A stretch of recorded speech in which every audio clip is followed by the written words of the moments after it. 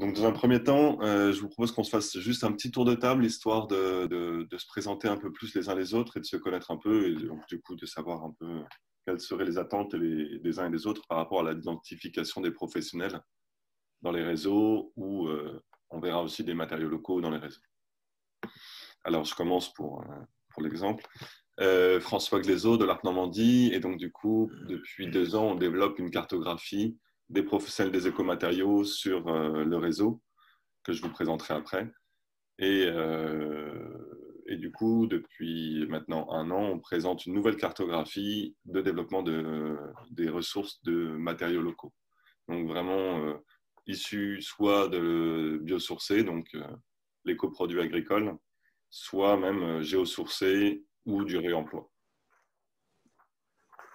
Donc du coup, voilà pour moi. Est-ce que Aude, tu veux te présenter et présenter ce que tu fais? Super. Du coup, moi, je m'appelle Aude Géant, pas Guéant, s'il vous plaît, Aude Géant. Oui.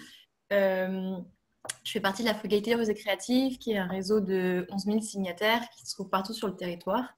Le mouvement est né il y a 2 ans avec le manifeste de Dominique Gozan-Muller, Philippe Madec et Alain Bornarel, qui s'appelle tout pareil, manifeste de la Frugalité Heureuse et Créative. Et en fait, depuis février dernier, on s'est dit qu'on allait développer une carte pour le mouvement. Et il se trouve qu'en fait, en septembre, on l'a lancé une version bêta à Paris et qu'il y a eu beaucoup de retentissement au niveau national. Et du coup, maintenant, on monte une carto qui va bien au-delà de la frugalité, qui a vocation à fédérer en fait, sur le territoire national tous les partenaires qui souhaitent rejoindre. Donc, on a les FIBOA, le RFCP, différentes associations comme Oikos. On avait été en lien avec Mater, qui doit être quelque part par là aussi. Et ça avance bien, très bien. Donc, vous êtes tous les réseaux sont invités à pouvoir participer à cette carto nationale. Donc, je remercie François et Aurèle de m'avoir invité à cette table ronde. N'hésite pas à mettre dans le pad, si tu as le pad de la réunion, le lien de ta carto. Et est-ce que Bruno Lemierre, tu veux continuer ta présentation Bonjour, moi je suis conseiller d'entreprise référent développement durable à la Chambre de métiers Seine-Maritime. Bon, je représente aujourd'hui un peu le réseau normand, bon, on est à peu près un conseiller par département. Bon, on n'est pas trop actif justement sur les écomatériaux et les bâtiments. On est plutôt actif sur les domaines, plutôt gestion des eaux, le process, l'énergie, le développement durable, l'économie circulaire de manière générale. Mais voilà. Moi, ce qui m'intéresse aujourd'hui, c'est peut-être mieux le réseau pour être encore une fois plus proactif auprès des ressortissants artisans, notamment. Voilà. Et donc, chambre de commerce de Rouen, c'est ça? J'ai pas bien... Non, chambre de métier et de l'artisanat. Excuse-moi. Très bien. Anne, on te connaît déjà du coup pas mal. Voilà, donc bon, voilà, vous me connaissez, moi, je suis enseignante chercheur à l'Université du Havre, j'enseigne dans les établissements que vous avez vus, quoi. Et je suis motivée par ces matériaux qu'on appelle écomatériaux maintenant, mais qui pour moi sont des matériaux de construction depuis très longtemps. Très bien. Pascal Lenné, je crois. Oui, bonjour. Je suis coprésident de Sirène lauréat Onesi sur le réemploi de matériaux. Donc, je suis plutôt sur le club réemploi de matériaux plutôt qu'éco-construction. Mais du coup, l'interclub fonctionnant et m'intéressant à la carte des professionnels, du moins aux professionnels de l'éco-construction, parce qu'ils sont particulièrement sensibles à ces questions-là. Et je crois qu'il y a forcément des liens à opérer entre les différents clubs. Et on travaille sur le secteur de la Sud-Ouest Normandie, on va dire, entre Avranches, Granville, Coutances, Saint-Lô, Vire et Bayeux. Voilà, pour faire, en essayant de construire une plateforme à la fois physique et numérique, multisite et numérique pour les échanges plutôt du côté de l'artisanat.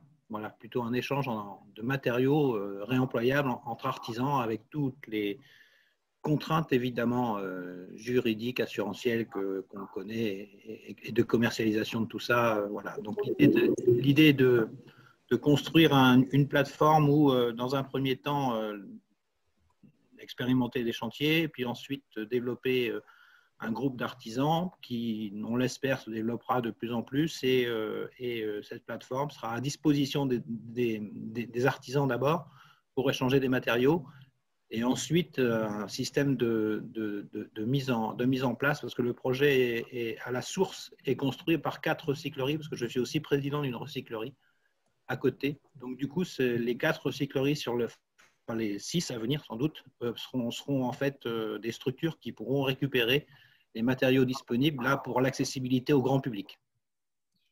Voilà pour ce qui est de la présentation de ce qu'on essaie de faire. Et donc du coup, on va aussi travailler l'hypothèse de cartographie au travers de cette plateforme. Donc du coup, voilà comment organiser un peu des cohérences de données numériques à échanger sur ce volet-là, sachant que nous, on aura le volet réemploi qui sera important numériquement à construire, mais peut-être qu'il y a des liens aussi avec d'autres plateformes. Voilà. Un lien particulier pour vous suivre, un site pour l'instant? C'est en construction. Pour l'instant, il n'y a pas véritablement de site. Merci. Lucie, les 7 vents? Oui, bonjour. Donc moi, je suis Lucie Boer, chargée de développement au 7 vents depuis assez récemment, on va dire. Les 7 vents, c'est une PME à but, c'est une SCIC, et donc à but non lucratif. On est basé à Coutances. Et donc, on a un pôle espace info énergie voilà, qui donne des conseils gratuits aux particuliers. On a un bureau d'études qui fait à peu près le même travail, mais plutôt pour les privés. Et ensuite, on a un pôle recherche, développement, innovation dans lequel je travaille et dans lequel aussi on répond principalement à des appels à projets de la Commission européenne notamment. Et là, on aurait peut-être justement une idée de projet qui serait liée donc au réemploi de bâtiments de construction. Donc voilà, c'est pour ça que je suis là pour mieux appréhender le réseau local et les acteurs importants de ce domaine. Voilà. Excusez-moi, j'ai un texto, quelqu'un est coincé dans les limbes dans la salle d'attente. Et du coup, le problème, c'est qu'on n'a pas trop moyen. Je demande à Aurel s'il a moyen d'aller chercher cette personne qui est dans la salle d'attente générale de l'ancienne visio. Est-ce que Alice, tu veux te présenter?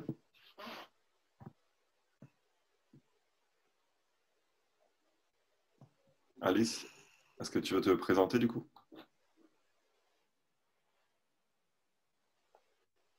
Oui, avec plaisir. Du coup, je suis Alice Perroma, je suis architecte et je travaille depuis un peu plus d'1 an avec mon associé qui est ingénieur développeur à la conception d'une plateforme Internet pour géolocaliser des matériaux de construction donc locaux, biosourcés, géosourcés de réemploi, enrichis de références de mise en œuvre et qui flèchent vers les acteurs de l'éco-construction en région. Voilà. Très bien.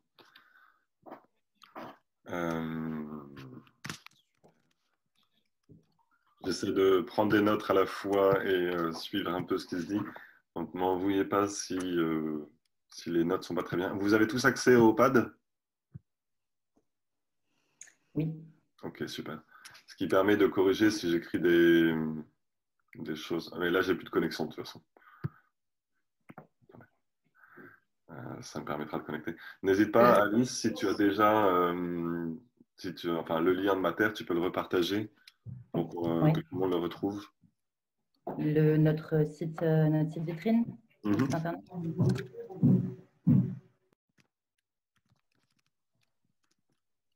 Excusez-moi, le lien du pad, il était censé apparaître dans le chat avant, parce que moi, j'ai jamais rien vu apparaître en fait, donc je. Voilà, ne bougez pas. Ah, super, merci.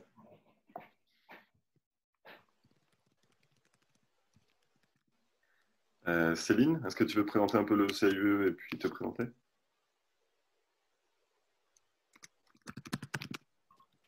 Oui, bonjour, Céline Codam, je travaille au CIE du Calvados. On a plusieurs pôles de sensibilisation, d'accompagnement du public et puis des collectivités. Donc, pour ma part, je suis plutôt conseil auprès des collectivités. Et donc, c'est vrai qu'on essaye d'intégrer toutes ces questions de matériaux bio et géosourcés dans différents projets. Donc, aujourd'hui, on est intéressé de connaître les différents professionnels et puis pour pouvoir derrière orienter les élus vers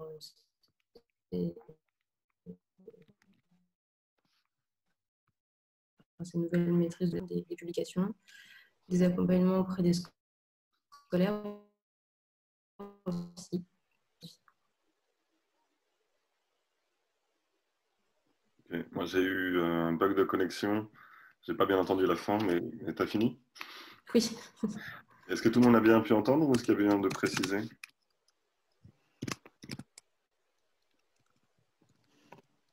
Okay.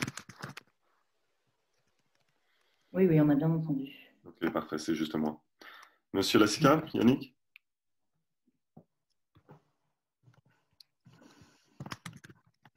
Oui, donc je fais partie de l'équipe d'un pôle normand, pierre locale et pierre sèche, donc ouvrage en pierre sèche, qui est en émergence, autour de trois entités, une carrière qui est au Ménil-Villemain, une entreprise de paysage qui est au Béni-Bocage, et puis une maison familiale rurale qui est donc à Cerisy-Belle-Étoile, donc sur 3 départements. Et donc, je suis présent au sein de ce pôle donc, qui vise à ramener une offre en pierre locale pour les projets d'aménagement et de construction. Et je suis je suis référent national pierre sèche, donc au niveau d'une fédération nationale des professionnels de la pierre sèche. Et puis aussi actif depuis une vingtaine d'années dans les réseaux de la pierre naturelle en France.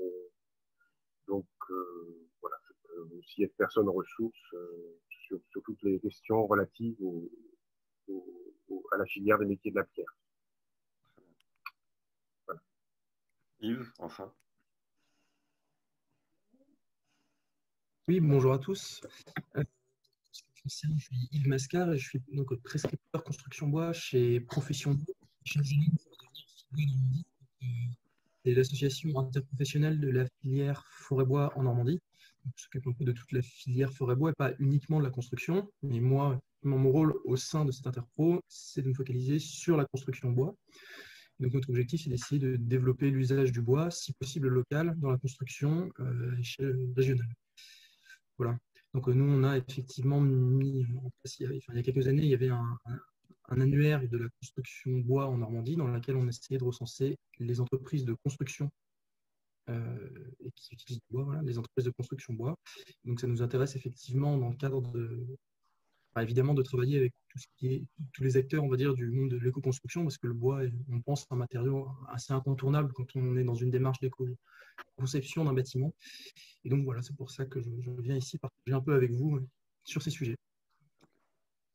Très bien. Je vais vous partager les 2 cartes dont je vous ai parlé et puis une charte. Et après, je vous propose qu'on fasse un petit échange justement entre qu'est-ce que ça pourrait être entre la frugalité heureuse, le projet Mater, les chambres d'agriculture, enfin les chambres des métiers d'artisanat, pourquoi pas, enfin qu'est-ce qu'on peut apporter à tout ça ensemble, qu'est-ce qu'on peut essayer de travailler un petit peu, sachant qu'on a un temps assez réduit, il nous reste une demi-heure. Du coup, j'aurais besoin, à mon avis, de quelqu'un qui m'aide sur la prise de notes des échanges, parce que je ne vais pas réussir à tout faire. Est-ce qu'il y a quelqu'un qui veut scriber avec moi? Enfin, d'ailleurs, tout le monde peut scriber. Merci Céline. Merci Aude. Super. Je vous fais les petits partages d'écran. Alors, du coup, desktop 2. Voilà, donc juste pour commencer,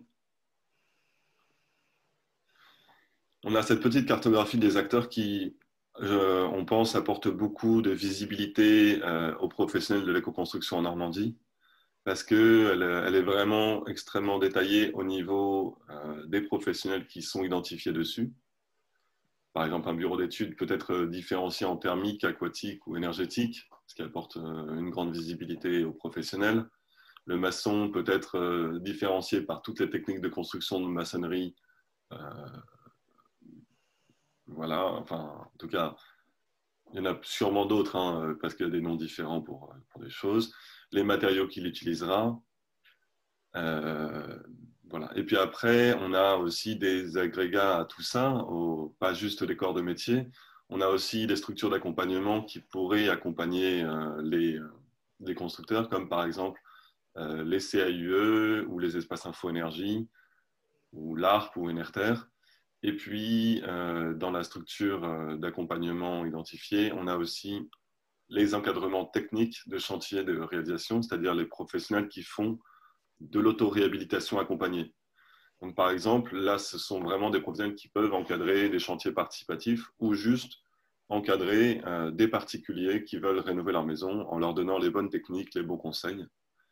Donc, ces différences permettent de vraiment favoriser de la rénovation à moindre coût pour les particuliers qui voudraient faire par eux-mêmes, mais qui ont besoin d'accompagnement et qui ont besoin de ce niveau de professionnalisme que peuvent avoir les professionnels.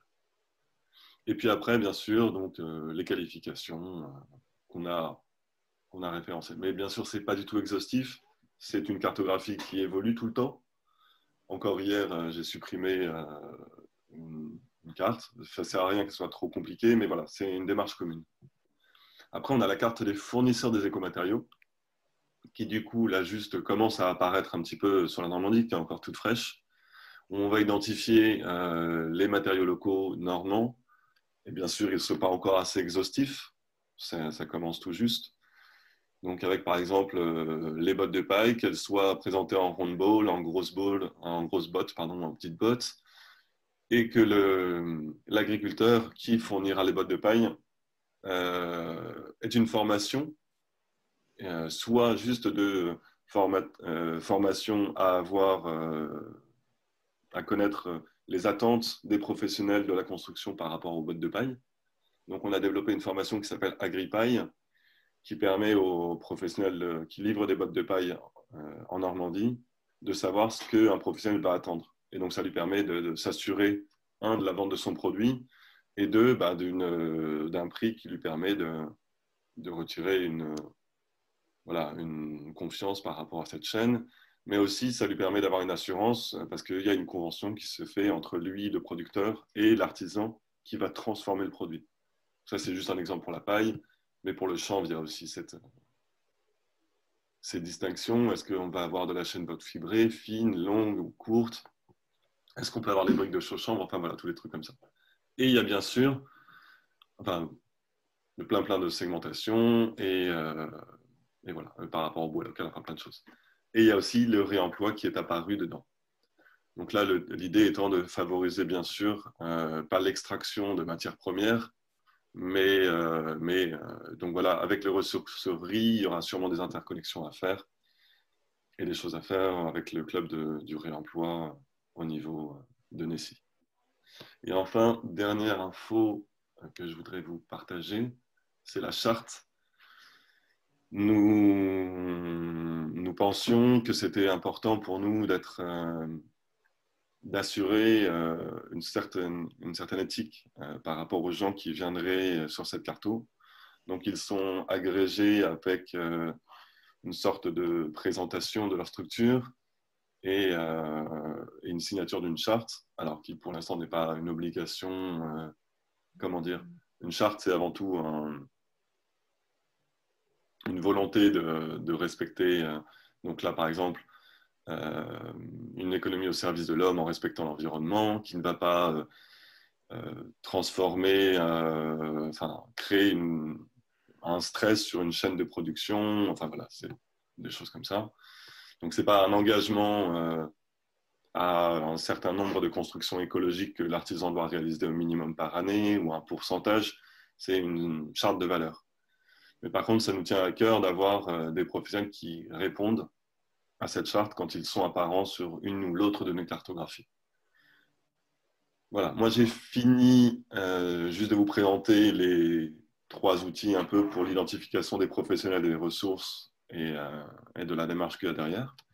Et donc, si vous avez envie de réagir ou eh ben, c'est le bon moment. On est ensemble pour ça.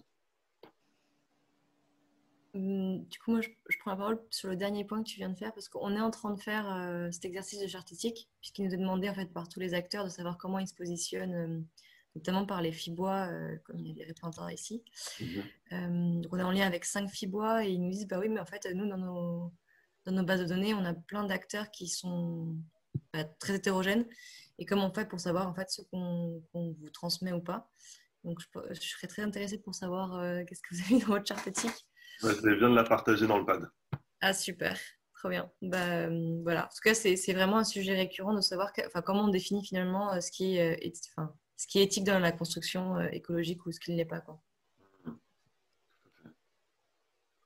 Peut-être pour rebondir un peu effectivement sur ce qu'on fait chez Profession Bois, Futur Fibois Normandie, effectivement, nous, on cherche à voir comment dire, le réseau de, de toutes les entreprises de construction qui utilisent du bois. Et effectivement, tous les acteurs n'ont pas forcément les mêmes objectifs. C'est-à-dire que les entreprises de construction bois qui sont effectivement dans des démarches effectivement, de construction durable, éthique, d'économie circulaire, etc. Il y en a effectivement indéniablement. Et puis il y en a d'autres qui sont simplement des entreprises de construction plus traditionnelles qui utilisent le bois, mais qui ne sont pas spécialement effectivement dans ces démarches-là. Donc, alors je ne sais pas trop comment c'est faisable, effectivement, après de faire le lien, pour nous, de faire le distinguo là-dessus. Enfin, ce qui est sûr, c'est que nous, dans nos professionnels, on ne le fait pas. Enfin, on n'a pas de charte éthique pour adhérer à la Profession Bois. Après, par exemple, je sais que pour ce qui est là, typiquement la cartographie des acteurs, il me semble que j'avais fait suivre la liste des scieurs qu'on avait identifiés à François. Et c'est lui, après, qui s'est chargé d'appeler les scieries pour savoir, au cas par cas, si elles souhaitaient adhérer et être présentes sur la carte. Donc, j'imagine qu'après, elles ont dû signer la fameuse charte pour celles qui ont voulu être présentes. Mais ce n'est pas nous qui avons fait le tri avant de transmettre nos bases de données, quoi. C'est vrai que ça pose énormément de questions. En fait, on a tous et toutes développé des cartographies. On voit même que Biomasse va en faire une nouvelle en Normandie. Et tous, on est contraints, comme le RFCP, comme toutes, à un modèle associatif, à un modèle financier, donc avec soit une valeur de partage, comme avec la frugalité heureuse, mais du coup qui sous-entend derrière, tout le monde n'a pas envie de se retrouver à côté d'une entreprise moins vertueuse. Donc ça peut générer des conflits. Et en même temps, le modèle économique demande un petit soutien parce que c'est une création, un salarié derrière pour animer tout ça. Donc c'est vrai que c'est des grosses questions, mais c'est bien justement là l'idée de se prendre ce temps ensemble, ces 15 minutes qui nous restent pour se dire est-ce que par exemple la frugalité représente une charte éthique, enfin un moyen de partager de manière vraiment dans notre intention première qui est de favoriser l'éco-construction, hein. C'est pas juste de s'auto-subvenir à nos propres besoins en tant qu'association, c'est plutôt de développer vraiment notre éthique. Et après, quels sont les moyens justement de se garantir que cette éthique est vraiment assurée derrière? C'est ça aussi une des grosses questions. Bah oui, en fait, il faut savoir que nous, on n'a pas d'adhésion, donc on a vraiment 0 financement. Oui. Donc tout le travail est bénévole, il n'y a pas du tout de salariés. Enfin, si ce n'est pour le cycle de conférences qui vient de terminer hier soir. Il y a eu 12 conférences où il y avait un petit budget, enfin voilà. Mais sinon, la cartographie est 100% bénévole avec 0 budget pour l'instant. Et donc, du coup, c'est clair que la modération, le temps que ça représente de vérifier chaque référence est astronomique. Enfin, on a essayé dans les groupes locaux et c'est pour ça aussi qu'on se tourne vers les partenaires parce qu'ils ont des bases de données beaucoup plus importantes. Et aussi parce que en fait, ça répond à un besoin aussi de leur part d'être sur une cartographie qui regroupe tous les acteurs de toutes les filières. Et donc, ce que disait Yves, de nous dire, en fait, on envoie les bases de données et c'est à la frugalité de faire la modération. En l'état actuel, c'est pas viable. mais par exemple, je sais qu'on a échangé avec Ecopolis, donc l'équivalent de Envirobatch. Je ne sais pas si vous entendez parler. Enfin, c'est des filières, des associations qui accompagnent les maîtres d'ouvrage dans leur démarche de conception et de chantier. Donc, il y en a 3, si je ne me trompe pas. Il y a Envirobat Occitanie, Envirobat BDM, je ne sais plus, Marseille, j'en sais rien, et Ecopolis. Et donc, par exemple, eux, ils ont décidé de nous partager que la partie bâtiment exemplaire. Et là où on sait très bien qu'en fait, tous ces projets, les 250 projets qu'ils ont été accompagnés, ont fait l'objet d'une certification, d'un label. Donc, on sait qu'on peut les mettre sur la cartographie sans souci de se dire qu'on est en train de mettre quelque chose qui n'est pas éthique. Et donc, voilà, les conversations qu'on a pu avoir avec Fibois, c'est exactement ce qu'a dit Yves, c'est-à-dire il y a de tout. Donc, en fait, il y a tous les gens qui sont intéressés par le bois. Et nous, il va falloir qu'on fasse un filtre, parce qu'on ne peut pas mettre tous les gens qui sont intéressés par le bois sur la carte, pour respecter justement une éthique de construction, en l'occurrence pour nous frugale, c'est-à-dire qui est à la fois une réflexion énergétique, une réflexion environnementale très large et à la fois très spécifique. Donc, oui, la modération, c'est tout un enjeu. Ouais. Est-ce que, Alice, tu as envie de répondre? Ton micro, pardon. Pardon. Non, mais nous, on se pose les mêmes questions sur la question de la sélection, même des ressources qui peuvent être référencées sur une cartographie qui se veut révélatrice des matériaux locaux et vertueux présents et savoir comment est-ce qu'on sélectionne tout ça, c'est un vrai sujet, une vraie question. Et surtout, comment arriver à ce que cette cartographie soit aussi suffisamment mise à jour de manière très aux prémices vraiment qui soit vraiment révélatrice et donc vraiment dynamique et qui puisse vraiment propulser ces matériaux-là sur le marché des matériaux de construction qui sont aujourd'hui, on le sait très bien, qui vont clairement dans un sens. Donc, c'est un vrai challenge, c'est un vrai challenge aussi parce que, en effet, il y a un nombre d'acteurs et un écosystème d'acteurs qui est extrêmement complexe. Ça fait vraiment 1 an et demi, nous, qu'on est dessus et on se casse les dents. Et en même temps, ça nous semble essentiel d'arriver à tisser les choses avec ce réseau-là existant, qui sont souvent des réseaux régionaux, donc avec des savoir-faire de terrain, etc. etc. Et voilà, donc moi je trouve que c'est super qu'on arrive à se rassembler. On s'était déjà rassemblés, enfin la Frugalité Heureuse nous avait invités à leur dernière AG sur la cartographie nationale qu'ils veulent mettre en place, donc c'était super. Il me semble qu'à l'issue de notre conversation avec Frugalité Heureuse, on s'était un peu mis d'accord sur le fait qu'il y avait un partage, mettre en place un partage des recensements justement de ces acteurs qui nous semble être justement vraiment constructifs parce que en fait des biais d'approche face à cette cartographie, il y en a beaucoup. On a 1000 façons de pouvoir la présenter, 1000 modèles pour la présenter. En tout cas, la seule chose là où j'ai l'impression qu'on est extrêmement d'accord, c'est sur les missions qu'on veut se donner pour en effet en faire une carte qui soit une ressource qui soit vraiment porteuse et qui permette vraiment d'essayer de bouger les choses. Donc voilà, nous, je me rappelle qu'on avait parlé de ça et je pense que ça peut être intéressant parce qu'on n'en a pas reparlé depuis notre rendez-vous avec la Frugalité Heureuse. Mais voilà, de partir peut-être sur un travail comme ça, c'est-à-dire qu'on mette en commun, cette recherche-là. Et d'après, l'outil mis en place derrière, nous, on n'est pas du tout sur les mêmes logiques avec mon associé.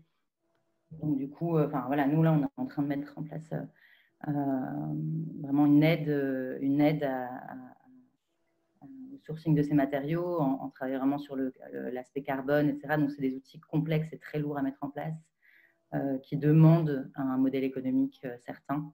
Donc, et une veille certaine. Et voilà, donc du coup, c'est différent. C'est pas du tout les mêmes logiques, en effet, d'approche. Mais nous, depuis le début de ce projet, il est nourri par une seule chose, c'est que d'arriver à propulser les matériaux de construction, les écomatériaux vraiment le marché de la construction et de l'aménagement du territoire. Donc, c'est un gros sujet. Et voilà. Mais nous, voilà, depuis le début, on est en toute transparence sur la manière dont on avance notre projet. Et voilà. Du coup, juste pour rebondir sur ce que vient de dire Alice, effectivement, la problématique, on va dire, c'est que nous, on n'a pas vocation à être une plateforme payante. On sera toujours en open source. Ça, c'est quelque chose qui a été vu depuis le départ, depuis le lancement en février. On sera toujours open source, on sera toujours gratuit. Étant donné que c'est moi qui passe le plus de temps à le développement et que je tiens particulièrement, ça ne changera pas tant que je serai en charge de cette carto. Et je ne pense pas que, de toute manière, j'en ai parlé longuement avec les fondateurs, il n'y a pas vocation à avoir un revenu par cette cartographie. C'est vraiment plutôt un outil pour nous, pour nos groupes locaux, parce qu'on a 21 groupes locaux, donc c'est vraiment aussi un outil pour mettre à disposition au départ de nos groupes locaux, mais maintenant très largement de tous sur le territoire ces ressources-là. Et en fait, comme on s'est rendu compte que le recensement était un travail effectivement très chronophage et donc qui nécessitait des employés, c'est aussi pour ça qu'on trouve pertinent d'être avec des partenaires extérieurs dont c'est le métier, donc la filière bois, la filière chanvre, la filière paille. Et donc, voilà, c'est une carte. Alors, elle n'est pas très fournie parce que depuis septembre, ça c'est la carte que j'ai présentée en septembre aux grands voisins lors d'un événement sur le numérique. Il se trouve que j'ai principalement donné de mon temps pour tisser des partenariats. Donc, il se trouve aussi qu'on utilise le même outil numérique qui s'appelle GoGoCarto, qui est du coup une cartographie qui a été développée par les Colibris pour le site internet près de chez nous. Je ne sais pas si vous connaissez ce que c'est, mais en gros, c'est les alternatives. Voilà, c'est le commerce éthique, durable, etc., mais près de chez vous. Et tous les petits points en gris, il faut que je m'en occupe, c'est tout ce que je n'ai pas modéré. Donc voilà, donc l'importance de la modération et l'importance du recensement sont deux choses clés en plus du fait d'être à jour. Et c'est pour ça qu'en fait, c'est particulièrement pertinent pour nous d'être avec des partenaires extérieurs dont c'est le métier. Donc le bois, le chanvre, la paille, là on est en lien avec l'Ordre des architectes également. Et puis avec l'ADEME. Voilà, on pense que c'est important de s'appuyer sur des gens dont c'est les compétences premières. Et en fait, tout l'enjeu aujourd'hui, c'est de trouver comment on fait pour pas être concurrentiel, parce que comme nous, on est gratuit et que c'est parfois des plateformes payantes, on cherche le juste milieu aujourd'hui sur les fiches. Et en fait, on se base sur la manière dont Transiscope, je ne sais pas si vous voyez ce que c'est Transiscope, mais c'est 13 partenaires différents qui ont développé une même cartographie. Il y a aujourd'hui 25 bases de données sur cette cartographie. Et en fait, tout l'enjeu, c'est de trouver le curseur et la gouvernance qui permet en fait, de mettre en valeur chacun sans enlever l'importance de chacun. Donc, typiquement, avec les FIBOIS, ce qu'on est en train de faire, c'est de dire il y aura seulement une partie des données qui sera présente des adhérents sur la cartographie. Et ensuite, il y aura un renvoi automatique au site internet, à la plateforme, pour aussi amener du flux sur la plateforme des partenaires et mettre en valeur leurs compétences. Voilà, ça c'est Transiscope. Donc, vous voyez, ils sont encore à un autre niveau que nous, mais on voit les sources. Et quand on clique sur la fiche, en fait, on peut avoir accès à chaque source, ce qui permet vraiment d'identifier les acteurs et donc de ne pas leur faire perdre de flux, au contraire, de leur donner beaucoup plus de visibilité, puisqu'ils en fait, ils mettent en commun toute leur base de données. Voilà. Donc, ça n'a pas vocation à faire disparaître les bases de données de chacun. Au contraire, c'est vraiment de proposer un outil qui rassemble, qui fédère toutes les bases de données et qui, du coup, a une plus grande interconnexion entre les différents réseaux. Mais quand on en sera là, on saura le champagne, parce qu'eux, ils ont mis 5 ans à la développer et nous, on est à 3 mois. Donc, voilà. Moi, c'est vraiment ce que j'ai vu quand j'ai découvert Transiscope. Du coup, pareil, c'est vraiment là que je me suis dit que c'était un outil génial et que c'est avec ça, du coup, c'est avec leur GoGoCarto que j'ai développé mes cartos à l'ARP, enfin nos cartos. Et en fait, je me rends bien compte que ces cartos ont un intérêt vraiment génial. Mais il faut qu'on sorte un peu de notre comment dire, autoprotection. Et moi, je pense qu'il est vraiment important de partager, alors avec l'accord de professionnels, bien sûr, et avec une éthique commune, parce que ça, il est hors de question de renier les valeurs de chaque représentant de la carte. de partager ça. Et je serais tout à fait, à mon avis, favorable. Et je pense qu'on serait tous favorables à partager une carto commune à niveau français déjà sur les écomatériaux, leur provenance et pourquoi pas les professionnels. Mais les professionnels, c'est vrai que ça a toujours été une autre question qui a toujours été très très compliquée. Parce qu'en fait, déjà, nos professionnels, rien que sur la carte Normandie, ils sont déjà tous quasiment en surcharge de travail. Et puis, ils n'ont pas tous forcément envie de recruter beaucoup. Mais une cartographie de frugalité heureuse ou une cartographie de matériaux français locaux, voilà, à condition de savoir vraiment ce qu'on promeut, parce que si c'est pour faire la promotion de matériaux de réemploi, je ne sais pas, qui pourraient être critiquables, ça serait important. Je pense qu'il faudrait que les acteurs sources, comme un peu sur Transiscope, partagent une charte de valeurs pour que ça soit vraiment efficace. Mais comme tu dis très bien, Alice, nous, et on le constate très très bien, une cartographie sans professionnel derrière, sans salarié derrière, ben en fait, ça devient un peu un fourre-tout. Et en plus, c'est impossible à faire évoluer au niveau de la gestion des gens. Donc, nous, avec Oikos, on avait aussi discuté un petit peu et on était prêt à envisager de créer une cartographie commune, chacun étant responsable de son territoire pour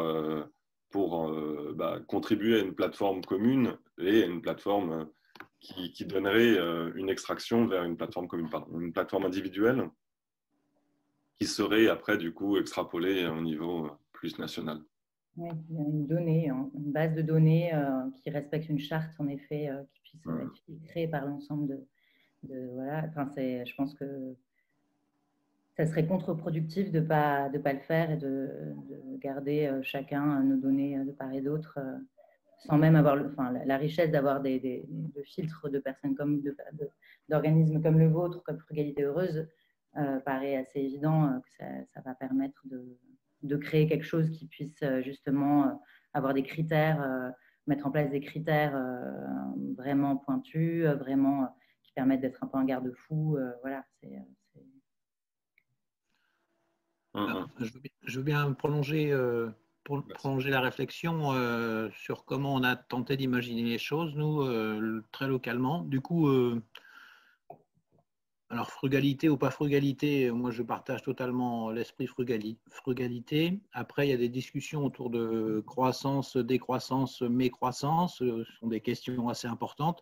Si on veut véritablement modifier, avoir un impact fort, je pense qu'on ne peut pas s'arrêter à simplement notre milieu. Quand je dis notre milieu, c'est-à-dire les gens issus des mouvements de l'économie sociale et solidaire, des mouvements coopératifs, des mouvements… On ne peut pas s'arrêter à ça. Donc, du coup, nous, on a tenté, parce que ça fait 25 ans que je suis dans ces milieux-là, en fait, depuis très longtemps. Donc, voilà, on a essuyé quelques histoires. Et du coup, on a fait aussi le constat que à la fois, il y a un enfermement parfois sur soi, sur nos valeurs, sur nos pratiques, et puis en même temps, on voit bien émerger quand même socialement une dimension écologique forte et de plus en plus d'artisans qui se questionnent sur ces questions-là, sur ces problématiques-là. Donc du coup, nous, on a essayé d'imaginer la plateforme qui soit, oui, open source, mais pas forcément gratuite, dans le sens où pour développer un système d'échange entre artisans sur des matériaux de réemploi, je rappelle simplement que culturellement, les échanges de matériaux entre artisans se font déjà. Oui, ils se font déjà. On peut même estimer qu'il y a du trafic derrière, mais on a eu cette problématique-là en tant que ressourcerie, recyclerie dans les déchetteries. Je veux dire, donc c'est un enjeu. Il y a des dimensions culturelles derrière qui sont fortes quand même. Donc du coup, nous on a essayé d'imaginer cette plateforme qui était à destination des artisans simplement pour qu'ils puissent continuer à échanger entre eux, que ce soit pour des raisons monétaires ou autres. Les échanges peuvent être hors relation monétaire. L'important, c'était peut-être de tracer un peu et de laisser à l'intérieur de cette plateforme-là la capacité des dons et des contre-dons. Donc ça, c'est un premier élément de charte qu'on essaiera d'intégrer auprès des artisans parce que ça existe déjà. Donc l'idée, c'est de le faire sortir. Donc ça donne un peu… Et du coup, ce n'est pas gratuit. Mais là, c'est un débat sur le don qu'on doit avoir auprès des gens qui pensent ces questions-là. Donc, du coup, la notion de gratuité, déjà, pour moi, elle peut poser un... enfin, c'est une question en soi. Voilà. Donc, notre plateforme, on a essayé de l'imaginer comme étant un premier niveau qui était, on y adhère et on a des codes pour rentrer dans la plateforme et pouvoir échanger entre professionnels. Et ensuite, une fois que les échanges étaient faits sur un territoire donné, et ça sur un territoire donné, c'est-à-dire pour que ce soit à dimension décarbonée, bah, en fait, il ne faut pas que les matériaux circulent fassent 300 bornes. Voilà. Donc, du coup, c'est très, très géolocalisé. Autour de, d'ailleurs, les 7 vents on est en train de travailler, essayer de se rencontrer avec les 7 vents, avec Chantier de demain, toutes ces structures-là qui sont déjà des structures coopératives, qui ont un réseau d'acteurs et qui peuvent permettre de développer et en même temps d'intégrer dans cette dimension de développement du réemploi, d'intégrer de nouveaux professionnels qui ne sont pas forcément issus de cette histoire du mouvement coopératif, du mouvement social et solidaire, du mouvement de l'éco-construction historiquement depuis 20-25 ans, et d'ailleurs depuis longtemps. Oui, juste, mais c'est venu, voilà, la prise de conscience collective s'est faite, elle a émergé il y a une trentaine d'années, et puis là, ça devient des choses récurrentes, et du coup on a notre réflexion s'est faite à partir de double entrée, une première entrée qui est cette histoire culturelle-là, voilà, une conscience collective qui avance. Et aussi, le deuxième volet, c'est l'approche numérique. De plus en plus de jeunes artisans des gens sont nés avec des applications smartphone. Et nous, on pense que ces deux capacités-là peuvent amener peuvent amener les gens à avoir cette capacité d'échange de manière plus fournie qu'elle ne l'a eu jusqu'à présent. Et du coup, la question de la cartographie locale devient un élément intéressant. Et donc, on verra si effectivement on a raison ou pas. Parce qu'il ne s'agit pas d'avoir raison avant tout le monde, c'est plutôt tenter d'avoir raison collectivement. Et si avoir raison collectivement, bah, ça veut dire peut-être intégrer dans le groupe des acteurs du milieu de la construction et du bâtiment qui ne sont pas forcément comme ça, a priori, estampillés, frugaux, pour faire court, mais qui peuvent le devenir finalement parce qu'on est tous contraints. Voilà. Merci beaucoup Pascal, c'est très intéressant, tu rebondis très très bien. Et moi je vois l'heure qui passe et je me dis qu'il faut que, enfin, si vous le souhaitez, je vous inviterai bien. Oui, pardon Anne. Est-ce que je peux intervenir ou on n'a pas le temps? On a 2 minutes, vas-y. Juste 2 minutes. Donc moi je vous écoutais avec attention. J'aurais voulu avoir quelques précisions. Qu'est-ce que vous appelez des matériaux non vertueux? Et puis écomatériaux par rapport à matériaux de construction. Qu'est-ce qui... Eh bien justement, je pense qu'il faut... Là, voilà. c'est pas moi qui choisirai, c'est justement, il faut que ce soit un collectif qui se détermine là-dessus et c'est ça qui fera que... Écomatériaux, ça veut dire un rejet total du ciment. C'est un petit peu parfois comme ça que je le ressens. Je propose qu'on n'entame pas ce débat-là tout de suite, parce que ce n'est pas l'objet, et puis qu'il est déjà midi 12, 13. Mais par contre, ça serait vraiment bien que, si vous l'acceptiez, que je vous invite à une réunion on va s'y mettre. Et si vous êtes tous volontaires, je vous invite tous. S'il y en a un qui dit c'est pas grave pour moi, c'est pas la peine. C'est pas si je me suis trompé de table ronde. Vous avez évoqué aussi des entreprises vertueuses, non vertueuses. Qu'est-ce qui est une entreprise non vertueuse pour vous et une vertueuse pour vous? D'accord, j'entends vos questions. Voilà. Et puis la dernière question fondamentale, c'est quels sont les processus qui permettent de faire évoluer la vertu. Voilà. De la vertu, il y en a. Donc c'est ce volet-là. Je veux dire, voilà. Et ça, j'ai envie de dire, on a l'avenir, même si l'avenir est court, un peu d'avenir devant nous et quand même un petit peu d'expérience parce que l'ARP c'est pas récent, biomasse c'est pas récent, l'Ardèche avec qui j'ai beaucoup navigué c'est pas récent, je veux dire voilà tous ces milieux-là en Basse-Normandie sont présents depuis très longtemps et du coup on devient une force collective qui est en capacité de proposer des outils.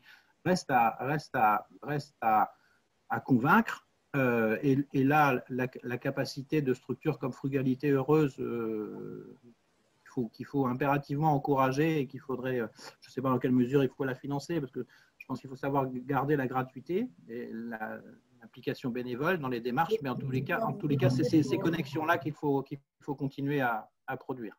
Pour le coup, il ne faut pas vous inquiéter pour le financement de la plateforme. C'est en cours à travers des subventions et des choses qui permettront que du coup, il n'y ait pas d'adhésion des membres, parce qu'on a vraiment vocation à ce que ce soit accessible à tous, oui.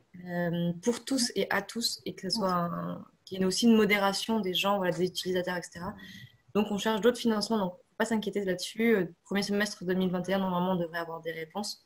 Donc, la cartographie va continuer, elle sera toujours gratuite. Donc, on va trouver le juste équilibre, mais il y a des très très bonnes choses qui sont en train de se faire, donc ne vous inquiétez pas là-dessus. Bravo. Bon, du coup, je vous propose, il est déjà 15, de retourner à la grande salle de réunion. Vous avez en bas de votre écran un petit bouton « Quitter la salle » qui vous ramènera directement, et moi je vous enverrai un mail dès que faire se pourra, peut-être en 2021, n'attendez pas avant, pour vous inviter à une nouvelle discussion autour de ça, et j'essaierai d'inviter Oikos et d'autres associations qui seraient intéressées par le sujet. Merci d'avoir participé à la table ronde.